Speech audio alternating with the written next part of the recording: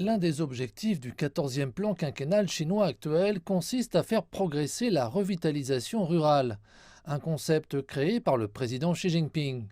L'idée est d'avoir un cadre global à long terme pour combler l'écart de développement entre les zones urbaines et rurales, en accélérant la croissance et les améliorations dans les campagnes. Les responsables des zones rurales estiment que l'accroissement des ventes de produits agricoles dans des villes comme Shanghai est un moyen d'y parvenir. Cependant, certains problèmes doivent être résolus. En 2019, la population totale du comté était de 184 800 habitants, dont plus d'1 millier de ménages situés sous le seuil de pauvreté. À l'heure actuelle, toute la population a dépassé ce palier, mais le comté reste une zone sous-développée. Nous avons beaucoup de produits agricoles de haute qualité, d'altitude, verts et biologiques, et nous tirons la plupart de nos revenus de leur vente. Malheureusement, les canaux de vente restent un problème pour nous. Il nous est difficile d'entrer sur le marché de Shanghai, car ici, les gens ne connaissent pas grand-chose aux produits du Yunnan.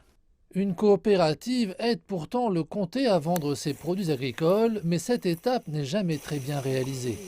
Cette année est la première année au cours de laquelle cette coopérative réalise des bénéfices. En effet, l'année 2021 y est propice puisque plus de 20 millions de yuan de revenus ont été enregistrés jusqu'à présent. L'économie numérique chinoise y est pour beaucoup responsable.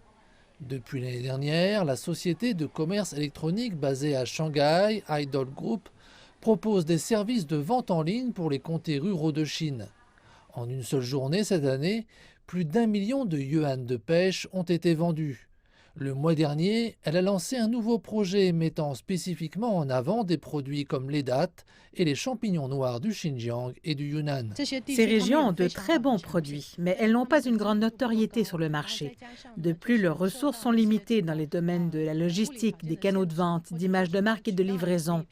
Nous leur avons donc ouvert une voie prioritaire pour les aider à mettre plus rapidement leurs produits sur nos sites. Ainsi, elles peuvent récupérer leur argent rapidement. Habituellement, elles peuvent recevoir 80% du chiffre d'affaires dans les 7 jours suivant la livraison des produits. Cette entreprise dispose d'une équipe dédiée aux projets liés à la revitalisation rurale. Elle envisage même de commencer à vendre sur les marchés étrangers. Les diffuseurs en ligne trouvent que des produits comme celui-ci sont très populaires auprès de leurs téléspectateurs. Tous les produits agricoles des zones rurales sont extrêmement populaires et se vendent encore mieux que les précédents best-sellers, comme les chaussures ou les sacs. Les ventes de produits agricoles ont été multipliées par au moins 5 ou 10.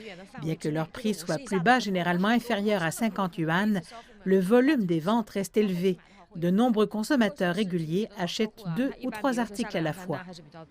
La Chine lance des projets pilotes pour promouvoir les technologies numériques dans les campagnes et ces projets devraient être achevés d'ici la fin de cette année. On peut citer le développement de fibres optiques à large bande, de l'Internet mobile, de réseaux de télévision numérique et de l'Internet de nouvelle génération. Dans ce pays qui s'est engagé à revitaliser la campagne, la technologie moderne y contribue pleinement.